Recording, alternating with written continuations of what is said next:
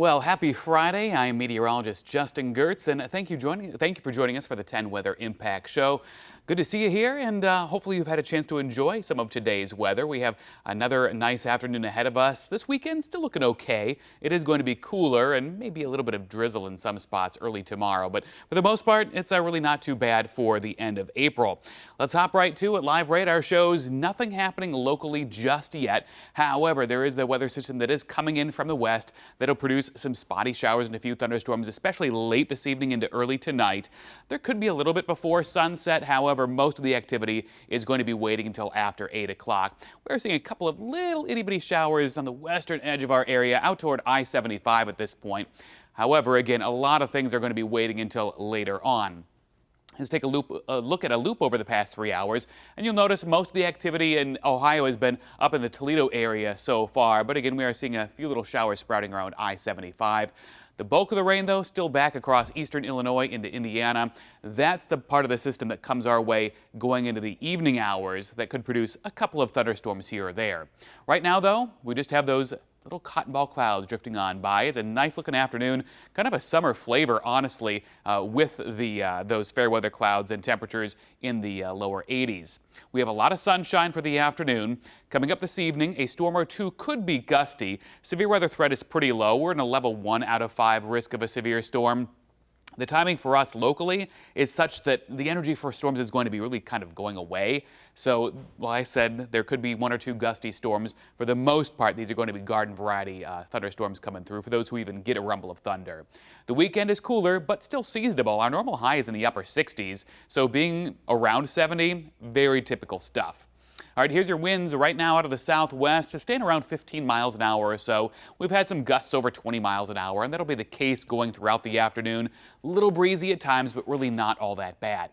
We have 79 right now in Columbus as of 2 p.m., 80 in Lancaster, 80 in Marysville, 77 Mount Vernon, so it's real nice out there. We will warm up a few more degrees. Again, low to mid 80s are going to be pretty common throughout central Ohio. Here's how things look across the Midwest, though. You can see we're in the warmth for right now. Back off to the west, though, behind all those areas of rain, there's northwest winds wrapping in, and temperatures are back in the 60s back that direction. That's what we're going to be facing most of the day tomorrow before climbing to the lower 70s or so in the afternoon. But most of the day is going to be situated in the 60s.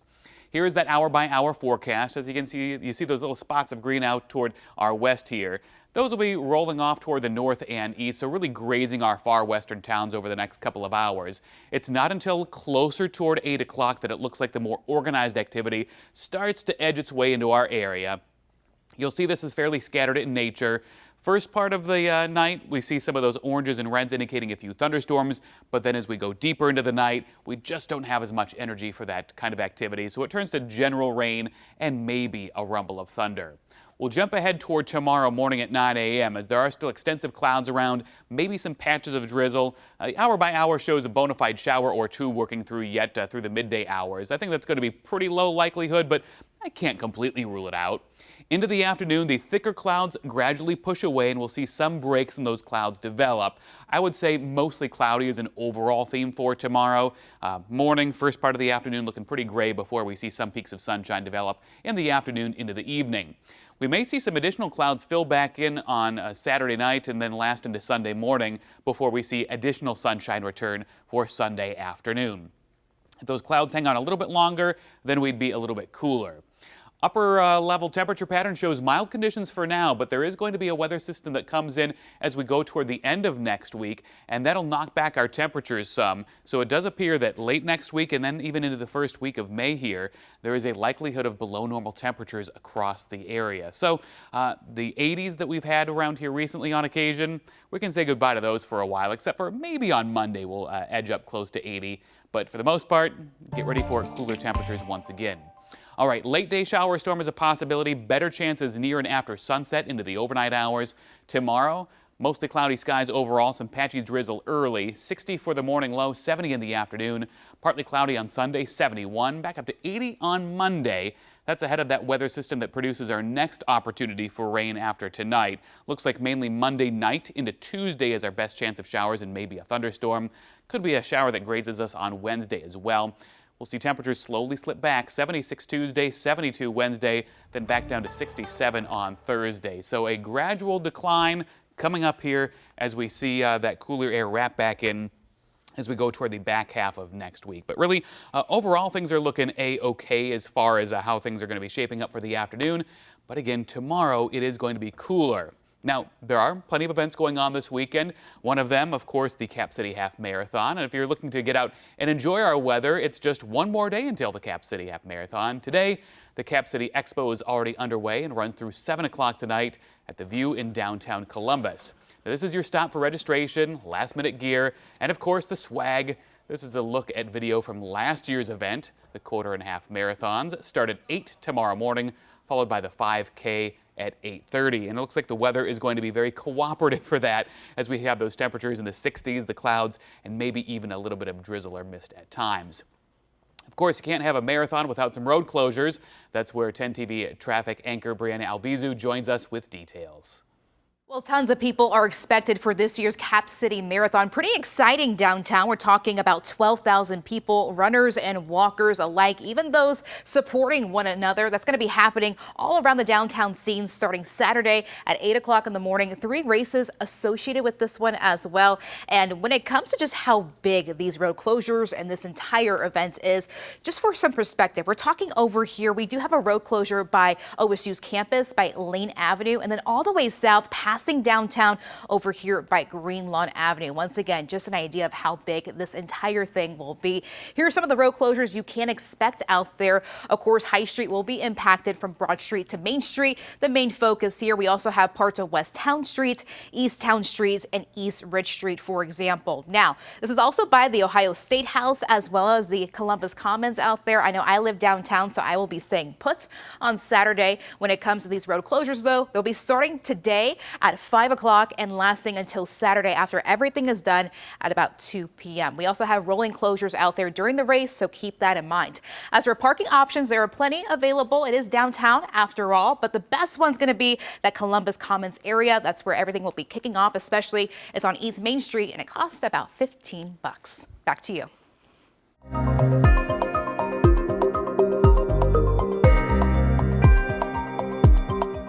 We turn our attention back to the weather and major severe storms that have been taking place off to our west. The video here shows the aftermath from where a tornado hit Enid, Oklahoma on Thursday. That storm caused serious damage according to city officials. 40 to 50 homes were destroyed, but thankfully no fatalities have been reported as of Friday morning.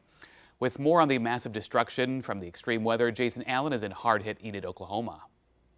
Got a tremendous amount of damage. Destructive tornadoes slammed into northern Oklahoma, one of them ripping through the city of Enid. This was the biggest one that came right over our head. First responders went on a search and rescue mission overnight, combing through homes reduced to rubble. That twister shredded the side of this house. What's left of the walls and its frame blown several feet away. There's a car that it just tossed. Oh my gosh. The same tornado sent chunks of roofs and cars flying into the air. At least 10 people were injured, according to the Garfield County emergency manager, and at least 1 person was taken to a hospital. More severe weather struck farther to the northeast, near the Kansas state line. These twin tornadoes, circling each other, hit near a wind farm. Back here in Enid, some people were able to evacuate to a Red Cross shelter and told our Oklahoma City affiliate KWTV about the damage they saw. It's leveled. I mean, completely leveled. We don't know if any families made it out of there. We don't know if anybody's alive. I mean, we're just praying that they are. County officials have searched this area a couple of times now and confirmed no one was killed in these storms. Oklahoma is not done with the severe weather yet, though. Another system is moving in. There could be strong storms again Saturday into Sunday. Jason Allen, CBS News in Enid, Oklahoma.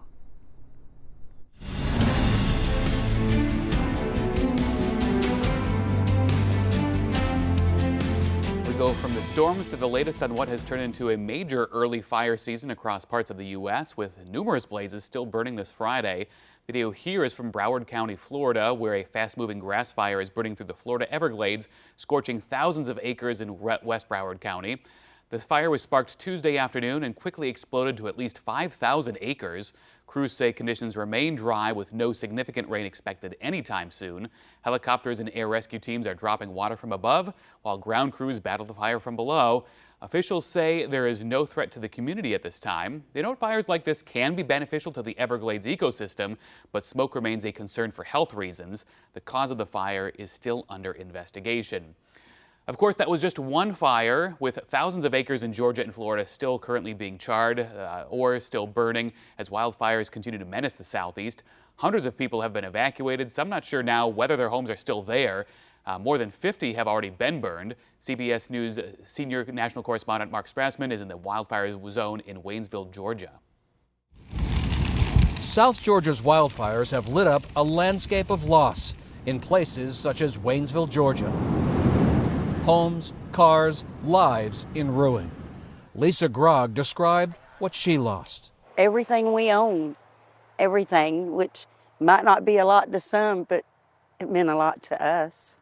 A neighbor texted her this photo of their family home for the last 3 decades. I made it home to get my dogs as the fireman was putting some little water hose up to my house and telling me I had to leave. Rural South Georgia is battling a pair of wildfires roughly 65 miles apart. Miraculously, no lives lost. But Brantley County's fire is only 15% contained. Flames have taken 87 homes, and some homeowners are ignoring calls to evacuate. We have folks that are sitting in their front yards running sprinklers. So some are leaving and some are staying. Unless we're told we have to make them leave, we can't make them leave. And the people who are running sprinklers are literally playing with fire. That's exactly right. More resources keep pouring in here to South Georgia. This has become a crisis here. Counties keep responding because of scenes like that. South Georgia's underlying crisis is an extreme drought. 11 inches of rain since last September, 15 inches below normal. Lisa Grogg was in tears when she finally saw her charred home. I just want to go back to that life, normal. Fire victims like her are desperate to return to their old reality. She wants to rebuild, but her house had no insurance. Mark Strassman, CBS News, Waynesville, Georgia. All right, switching gears now. If you're looking for something fun and a little messy to do this month, COSI Science Festival kicks off next Wednesday, and they are rolling out new hands-on activities for families, including a popular science experiment you may have seen online. It's called Elephant's Toothpaste, and our own meteorologist Meredith Garfalo went to check it out. Take a look. Hi everybody from COSI. This month's a little bit special because as we know, the weather is really nice, but there's also going to be days where you want to be indoors. So why not do a science experiment, That's Joe? right, yeah. So we're going to do 2 different versions of All right, we're ready. a classic science demonstration, which is called the elephant's toothpaste. Wait, why is it called the elephant's toothpaste? Or are we going to see? You know how like you squeeze the tube of toothpaste and like the toothpaste comes out? Oh boy. It's going to be like that, but big. Okay, well, we'll start with the small one, Yes. which is family friendly that you can do at home. So what are the ingredients that everybody needs? So you are going to be mixing some hydrogen peroxide. Now this is 3% hydrogen peroxide. The rest of this bottle is water. That's going to be important in a minute. All right. And you mix some into, you could use a plastic bottle. We've got an Erlenmeyer flask here, but yeah, something like a plastic bottle with like a little bit of a smaller mouth than the base. Okay, that sounds good. And what then else? I've mixed just some warm water with some active dry yeast. So mixing up with the warm water just in waiting a few minutes wakes up the yeast cells because they are going to be the catalyst for our reaction. So I'll have you pour the yeast into there. We'll see what happens and then I'll explain what happens. I hope I'm okay. I was terrible at chemistry in high school. That's okay, I'm here to help. Okay, sounds good. So once you do that, you've got food coloring in here too, right? Food coloring and a little bit of dish soap. A little bit of dish soap. All right, guys, here we go. We're going to do the family-friendly at-home version. Count with me in 3, 2, 1. All right, so inside there, the yeast has an enzyme called catalase. We have it in our own cells, and the catalase enzyme is breaking off oxygen from that hydrogen peroxide. Okay. The oxygen bubbles Here we go.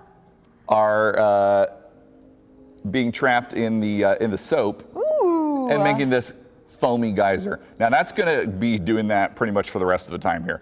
But if you Okay. come to the big science celebration, you're going to see the big version of this demonstration. That's right, and that is going to be April 29th through May 2nd here at COSI. There are so many different cool events, and we'll, of course, have that link for you. But Yes, let's and do some big stuff. May 2nd is the big science celebration. We do an opening ceremony with this big version. Ooh, so a this is preview. 30% hydrogen peroxide, which you okay. cannot buy at home, and a catalyst that we're going to pour into it. So I'm going to have you pour, and then we're going to back away. Okay, so everyone count with me, and we're going to see what happens. Ready? Three, 3, 2, 2, 1. 1. Okay, let's see what happens. Well, Come on. it's foaming. It's foaming. It's oh no. Here, we're gonna help it along. We All want to right, pour a little this bit is more of my live TV, the fun stuff, right? a little All bit right, more of my Joe. potassium iodide in there. Here we go. Let's see what happens. The potassium iodide is, like I said, it's doing the same thing that the yeast is, which is just ripping off the oxygen molecules from the hydrogen peroxide. And we are going to be doing this at the opening ceremony, but we're trying not to ruin our carpet here inside. Understandable. So we've imagined a big flask, 6 of them, and a foamy geyser coming up. Awesome. Well, we are excited about science, and you can check out the COSI Science Festival. Again, that's April 29th to May 2nd, and we're going to have fun doing science together. All right. All right, finally today, let's check out some new video into 10 TV. First up, Hawaii's Kilauea volcano erupted early Thursday morning around 1:30 local time or 6:30 Eastern time. This is the 45th eruptive episode for the active volcano since December 2024. It's unclear how long the fountaining will last. Some episodes have lasted just a few days, others a few hours. Kilauea on Hawaii's Big Island has been dazzling residents and visitors for more than a year with on and off eruptions that periodically send fountains of lava soaring into the sky just like that. Quite a sight to behold, especially during the night. I can't even imagine how bright that must be to see that spraying up there. All right, finally today, check out this video that NASA shared. It's footage of Christina Koh recorded on her iPhone on the Earthrise while aboard the Orion spacecraft during the Artemis II mission. The footage was captured on the second day of the mission when the spacecraft was roughly 33,800 miles away from Earth. If you're wondering, Earthshine is like sunshine, but instead of the star providing this warm glow, it's the reflection of that sunlight from the Earth itself. And actually, you can see the a reverse of this as well. Sometimes if it's not a full moon, you still be able to see a little bit of dull light on the disk of the moon. That's sunlight reflecting off the Earth and going off on the moon and back to our eyes as well. But definitely a cool sight there. Can't even imagine the sights that they saw while they were up there. And always appreciate seeing additional videos from NASA from the Artemis II mission. All right, so to wrap things up here, most of the afternoon is looking pretty quiet around the area. We'll see maybe a spotty shower or storm try to pop up this afternoon into the early evening. Better chance is going to be near and after about 8 o'clock or so. So this is mostly an after sunset situation for us with scattered showers and a few thunderstorms. Could be a couple that produce gusty winds, primarily in our western towns. The farther we go in time, farther east, the less likely that is to be a thing. Mostly just some general thunderstorms for a lot of us. For tomorrow, clouds in the morning, a few breaks of clouds and seeing some sunshine in the afternoon. Could be some patchy drizzle in the morning. 70 is your high tomorrow, 71 Sunday, partly cloudy skies. Overall, not a bad looking weekend, all things considered. Back up to 80 on Monday. Then we have our next round of showers and a few thunderstorms coming up Monday night and Tuesday, followed by a cool down as we roll toward the end of next week. So you can say goodbye after today to the extended summer-like temperatures we've had around here recently. But again, we're going from late April into early May. 80s are not overly typical this time of year. We should be in the upper 60s to low 70s most days, and that 7-day forecast has a lot of that kind of typical weather, even if it is a little cooler than what we've had around here recently. All right, thanks for joining us here on this Friday. Have a great weekend. We will have more weather updates for you starting at 4 o'clock on 10 TV and 10 TV Plus. Hope to see you there. In the meantime, get out and enjoy some sunshine for a little bit.